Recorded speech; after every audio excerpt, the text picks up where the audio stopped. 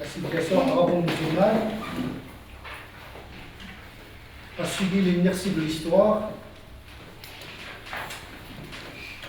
Les civilisations naissent pour mourir. Aucune civilisation n'est éternelle. Ibn Khaldoun a démontré cela, peut-être le premier. Toynbee, d'autres grands historiens qui ont étudié l'histoire de l'humanité dans son épaisseur, ont conclu à la mortalité, l'extinction de toutes les civilisations. Mais extinction ne veut pas dire non-recyclage, parce que dans le domaine, rien ne se perd, rien ne se crée, tout se transforme. C'est-à-dire que toutes les civilisations naissent à partir d'autres civilisations qui se sont éteintes. Les musulmans ne sont pas partis de rien quant à leur civilisation. Ils ont emprunté beaucoup de choses aux autres civilisations, indiennes, perses, byzantines. Cet emprunt, il n'a pas touché le côté temporel, mais il a touché même le théologique. C'est-à-dire que cette pensée théologique, juridique, même mystique, a été influencée par le monde de l'époque. Aucune civilisation n'est hermétique. C'est comme un corps humain, il a une essence, mais c'est un système ouvert. C'est comme la langue, c'est comme tout ce qui est humain, il est ouvert.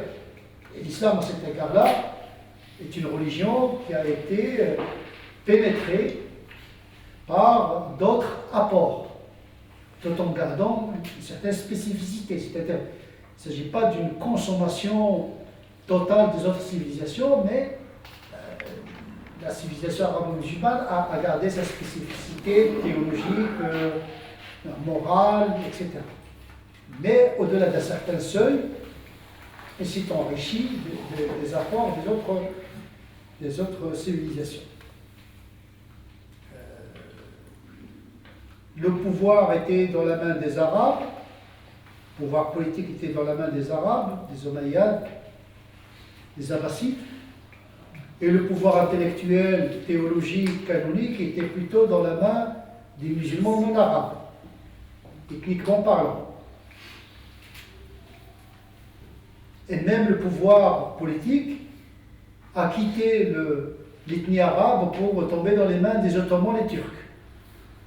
Donc les Arabes, où cette religion a vu le jour, ont perdu le pouvoir politique et le pouvoir intellectuel. S'il n'y avait pas aujourd'hui de pétrole sous les pieds des Arabes, il n'y aurait même pas de cité, de droit de cité aujourd'hui. Ils seraient complètement oubliés.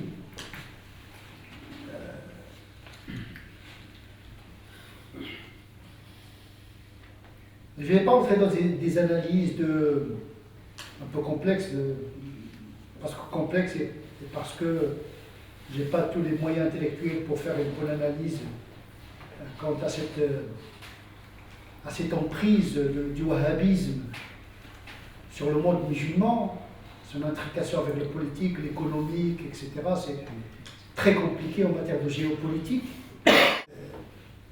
Remarquant le déclin de l'islam et les prémices de l'effondrement de l'Empire ottoman, un certain nombre de théologiens ont essayé de faire sortir l'islam de cet effondrement, par ce qu'on appelle le tajdid, ou l'islah. L'islam, une forme de renaissance à la musulmane, une forme de réforme à la musulmane, qui a été amorcée par Jamaluddin Afghani, puis son disciple Mohammed Abdou.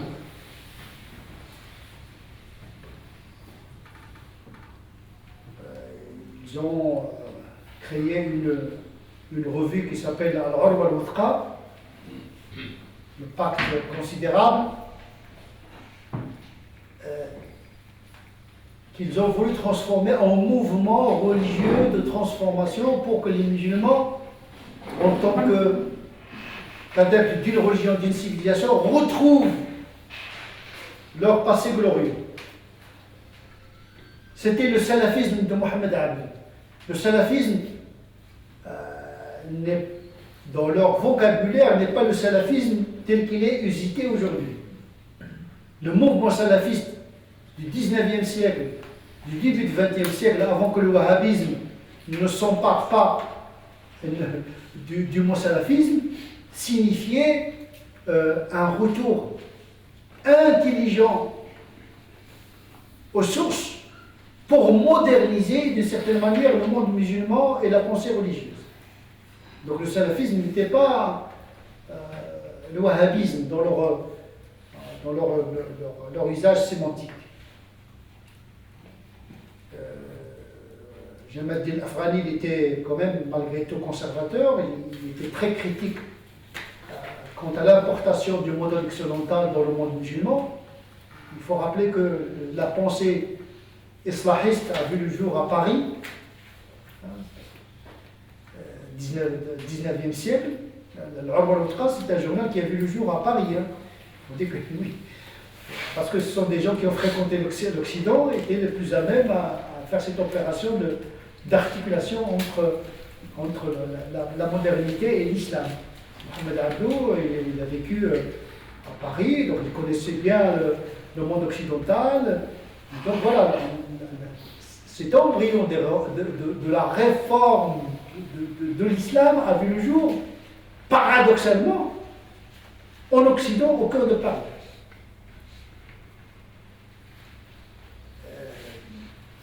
Par la suite, le flambeau a été continué par Rachid Rida, à travers Majalat al-Manar, qui est une revue de réforme, de revisite totale de la théologie, etc. Mais la réforme jusqu'alors se limitait au niveau intellectuel. Donc il faut réformer la religion en tant que telle, au niveau politique, etc. Mais ce n'était pas un mouvement populaire. Il fallait attendre Hassan al-Banna pour rendre la réforme plus populaire. Hassan al-Banna lui-même, qui appartenait à ce mouvement de l'islam, puisque il était l'héritier de Rachid Rida dans la direction de la revue de Manar, qui était une revue de réforme. Il est passé à l'action. D'abord, avant de passer à l'action, il a essayé un petit peu de prendre l'initiative de contacter tous les savants de l'époque, surtout en Égypte, parce que l'Égypte était le centre de la réforme, le centre intellectuel et religieux du monde musulman. Et il a essayé en vain de contacter les savants, etc., pour faire quelque chose. Il a trouvé une résistance incroyable, les gens sont dans le statu quo, etc. Et donc il a quitté les religieux et il a commencé à prêcher dans les cafés et dans les rues.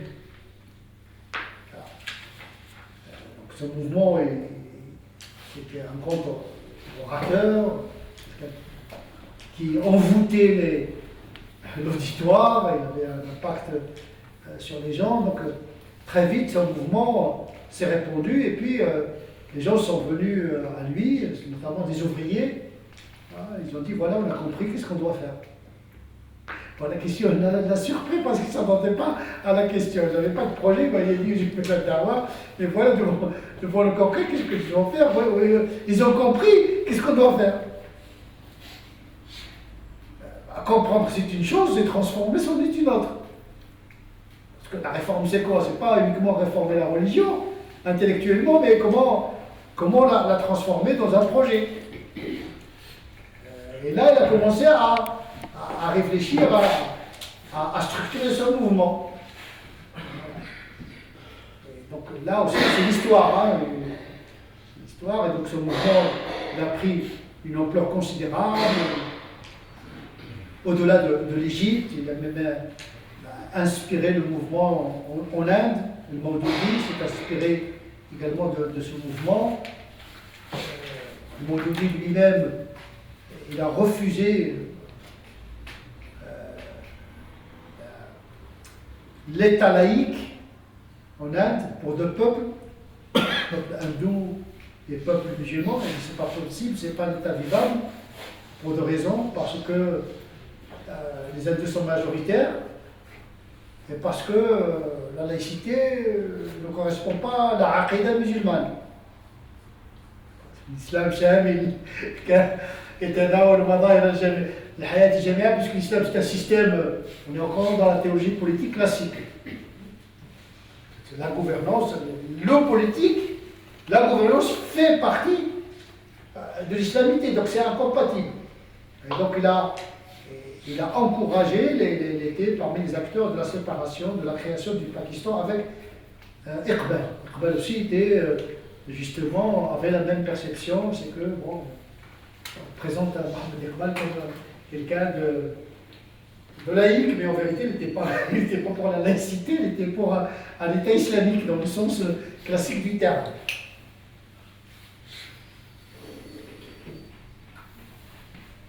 Mais cet engagement de réforme qui touche tous les secteurs de la vie des musulmans, parce qu'il y avait par la suite d'autres mouvements qui voulaient réformer le monde musulman, mais par le politique, tel que Hizb ut-Tahrir, le parti de la libération, qui considère que il faut chercher un calife, il faut commencer par le haut pour transformer le bas. Les pouvoirs politiques avant le projet sociétal et les frères musulmans. Hassan al-Banna, lui, il a considéré que le califat ou bien le pouvoir politique n'est qu'une émanation de la Ummah. Donc il faut travailler la Ummah. C'est-à-dire la communauté musulmane, il faut la travailler, il faut l'individu musulman, la famille musulmane, la société musulmane, et puis naturellement l'État musulman. Mais c'est par le bas. Donc il ne considère pas qu'on change par le politique, mais par la da'wah, par la réislamisation pacifique, par l'éducation, etc. Et spontanément, on accède au pouvoir politique à la traditionnelle. Et unir les musulmans dans un régime politique qui unit à la fois la Ummah spirituelle et la Ummah politique, comme c'était le cas au Moyen-Âge jusqu'au début du XXe siècle, avant l'effondrement de l'Empire ottoman, qui concentrait le pouvoir politique et le pouvoir religieux, puisque jusqu'alors, les musulmans appartenaient à l'Empire, ils n'appartenaient pas à un État-nation. L'État-nation, c'est le produit de la colonisation occidentale.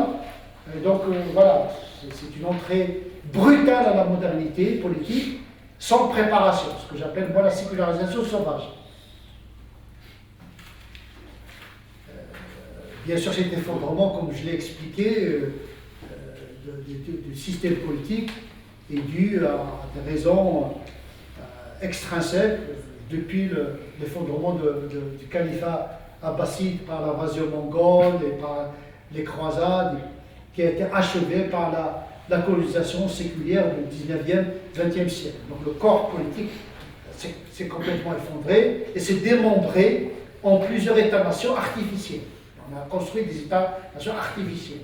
Ce qui explique aujourd'hui les violences politiques dans le monde musulman, entre le Maroc, l'Algérie, les Kurdes, etc. Parce qu'on a coupé le monde musulman avec les guerres, voilà, sans prendre en considération voilà, des spécificités des tribus, etc. Parce que le monde musulman était un empire, mais organisé en fonction des cultures locales.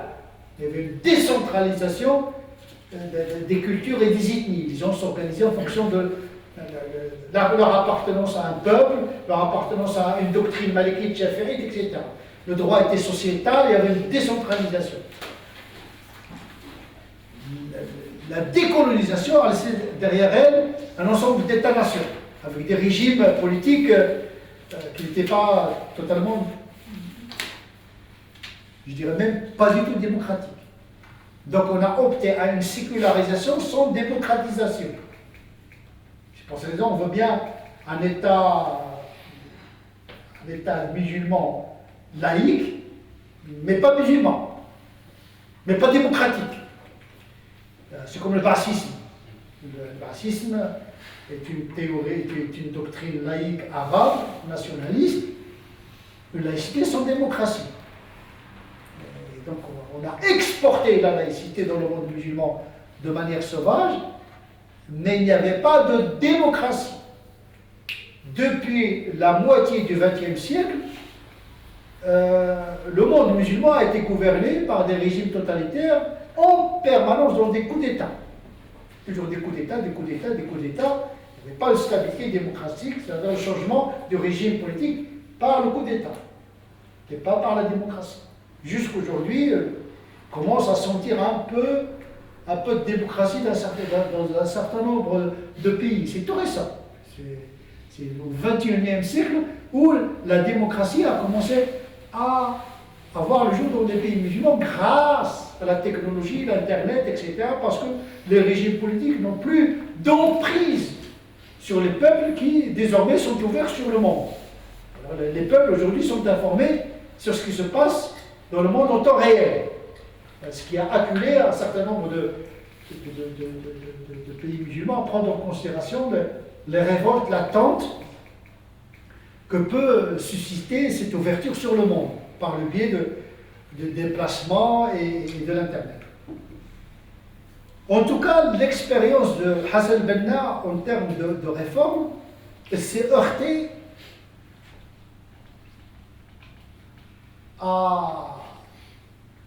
au risque de confusion entre l'engagement religieux et politique.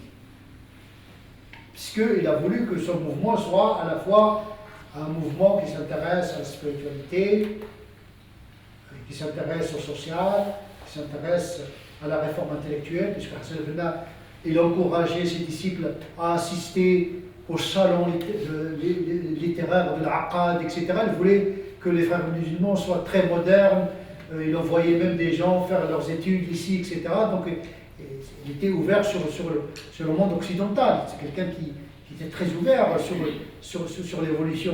Mais il a rencontré des résistances à l'intérieur, des résistances doctrinales même par rapport à Hassan al-Hudaybi, qui le critiquait en public. Il a dit pourquoi tu dis que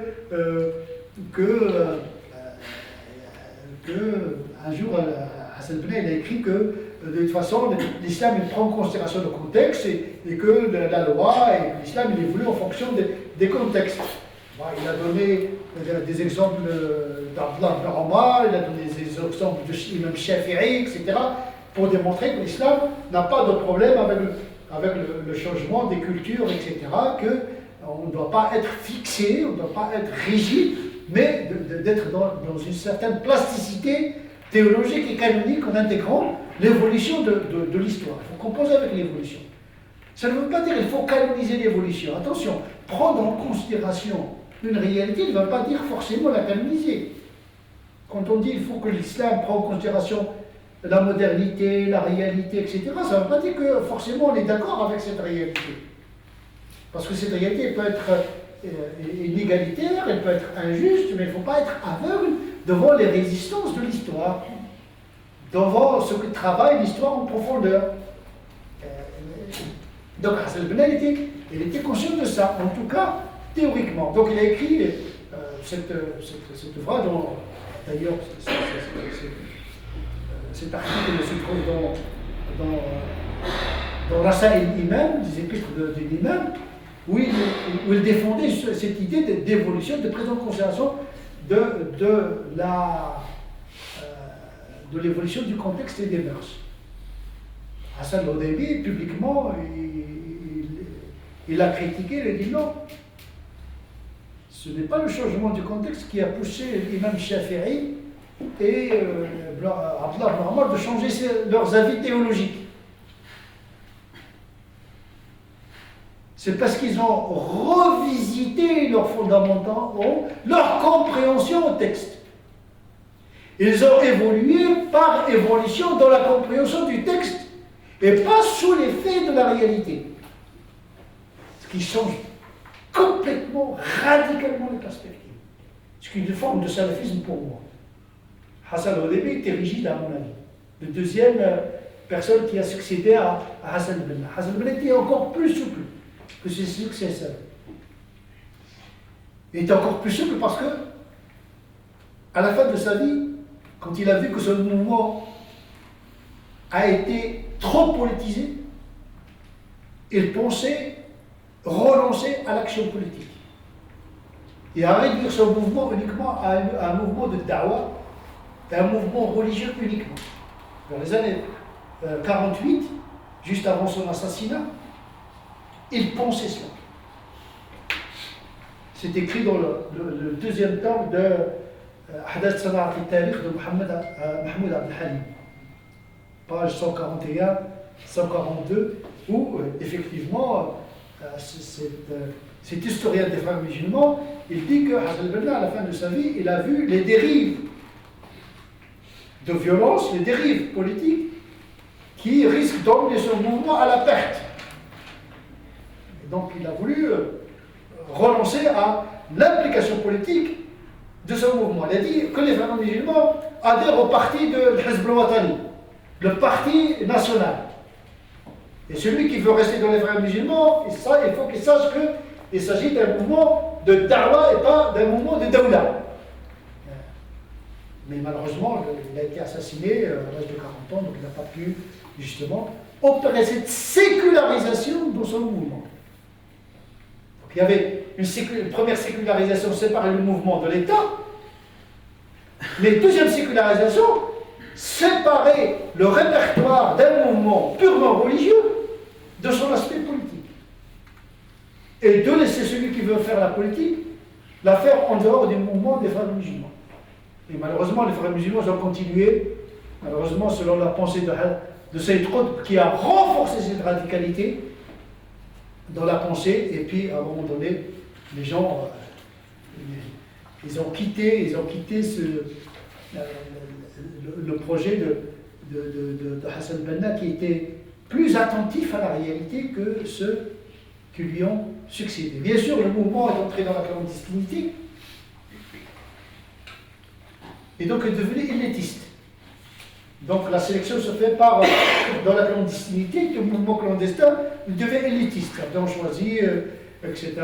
Alors qu'il était un mouvement populaire, transparent, etc. À l'époque de Jamal Abdel Nasser, cette transparence est rendue à la clandestinité. Toute pensée qui sombre dans la clandestinité, eh bien, elle trahit son message initial. C'est devenu la pensée de la souffrance, l'épreuve, la confrontation avec le pouvoir politique, la radicalité, etc. Ce qui a produit Takfir déjà, c'est dans les géodes de Jamal Abdel Nasser, les frères musulmans ont produit des courants par la suite sur la torture et qui ont sombré dans la violence, effectivement. Aujourd'hui, tous les mouvements islamistes qui se sont engagés dans le politique se sont rendus compte que c'est une entreprise impossible. Tellement le monde a changé brutalement. La politique a vidé de l'intérieur ces mouvements qui étaient au départ des mouvements religieux pour la réforme spirituelle, pour la réforme théologique. Et Hassan al-Banna, il a remarqué que la littérature religieuse était pauvre chez les frères musulmans. Il a incité les gens à travailler intellectuellement sur la réforme de la pensée. Et jusqu'aujourd'hui, les frères musulmans sont plus d'activistes que des gens qui produisent de la pensée théologique. Il n'y a pas de littérature. Il y a de l'activisme, il y a des projets, l'engagement politique. Mais un engagement politique pour la politique. Et effectivement, là aussi, entre la doctrine et l'expérience de l'histoire, on se rend compte que l'histoire a la logique que la doctrine ne connaît pas. C'est-à-dire, il faut avoir des convictions, mais il faut être attentif à ce que j'appelle l'épistémologie de la réalité. Se tromper de réalité, c'est se tromper de doctrine. Être attentif au mouvement de l'histoire, à l'imprévu de l'histoire, à relativiser les convictions pour pouvoir évoluer en fonction de l'histoire, parce qu'il y a des renversements de l'histoire. Et parfois des renversements brutaux. Donc, on a besoin de doctrine, pas d'idéologie dans le sens négatif, parce que l'idéologie, le sens positif et le sens négatif de l'idéologie. Mais quand l'idéologie, il vous aveugle sur la réalité de l'homme, parce qu'on a besoin d'une métaphysique sur l'homme. On a besoin d'une philosophie. Et quand cette philosophie devient une idéologie inflexible, il peut aboutir à des pensées et à des projets totalitaires. Le totalitarisme, il peut être une menace de chaque instant. si on n'est pas à l'écoute de la nature humaine, la nature des peuples, la nature de l'histoire. C'est pour cette raison que j'ai dit l'histoire, c'est le domaine le plus complexe. Parce que ce n'est pas une question du passé, c'est une question du présent et ses conséquences sur l'avenir. Aujourd'hui, on est en France. Les musulmans de France, ils sont venus avec une histoire, avec des cultures, ils sont venus des pays sauvagement sécularisés, contaminés par ces mouvements islamistes, au salafisme, etc. Parce que l'islam de France a été fait par les mouvements islamistes, d'établir salafistes, musulmans, dans les années 80, etc. Ce n'est pas l'islam officiel qui s'est installé en France. L'islam consulaire est venu après, mais c'est trop tard. Déjà, les organisations islamistes, nous-mêmes, nous appartenons à cette histoire. Nous sommes des acteurs de cette histoire. À la fin des années 70, il y avait un mouvement de désécularisation. Nous avons vécu ce mouvement de réislamisation de la communauté musulmane. Nous avons participé justement à cette installation de cet islam engagé à travers les mosquées, les associations, etc., avec des idéologies qu'on a vues à la baisse par la suite, parce qu'on a apporté, on a fait une double importation, une triple importation. L'islam de France est une triple importation. Une importation politique des pays d'origine, une importation, je dirais même quadruple, une importation culturelle, parce qu'on pense qu'on est dans la religion 100%, mais c'est une religion qui a été transmise à travers des cultures. Puis une importation islamiste, ce sont des mouvements engagés.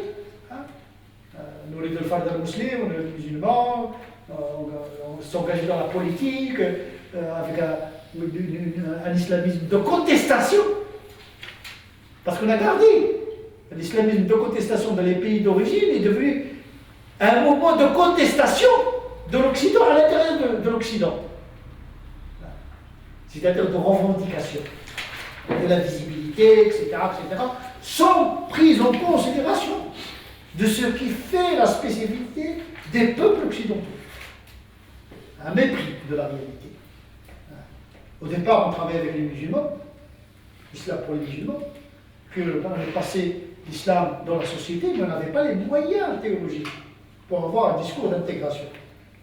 On était plus des activistes que des penseurs.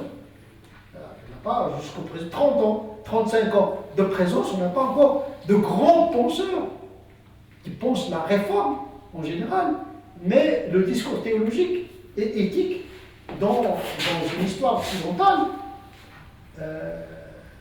accélère.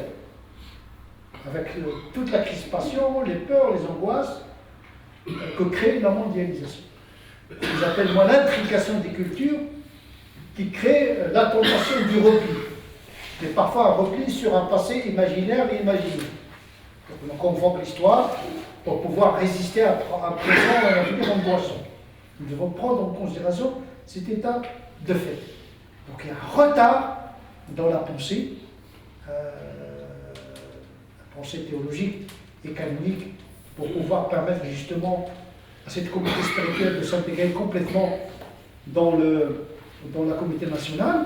L'importation également, je dis toujours que l'islamisme n'a rien inventé. Ce qu'on reproche à l'islamisme se trouve dans les classiques. Parce que qu'est-ce que c'est que l'islamisme? C'est une reproduction de l'histoire et d'une pensée médiévale, avec de l'énergie en plus, parce que généralement l'islamisme c'est un mouvement constitué de jeunes. Dès qu'on atteint 60 ans, on se fatigue. On laisse le relais à des jeunes. Mais en vérité, on fonctionne toujours avec l'algorithme du Moyen-Âge. L'islamisme, ce n'est pas l'intégrisme. C'est la reproduction d'une pensée classique, tout simplement. Donc, il ne faut pas croire qu'en éradiquant les mouvements islamistes, on a réglé le problème. Non, tant qu'on n'a pas touché à la réforme presque ontologique de la pensée, au niveau de théologie, on a besoin de théologie de l'altérité, penser avec l'autre. Une théologie d'acculturation, comment acculturer l'islam, être totalement musulman, totalement français.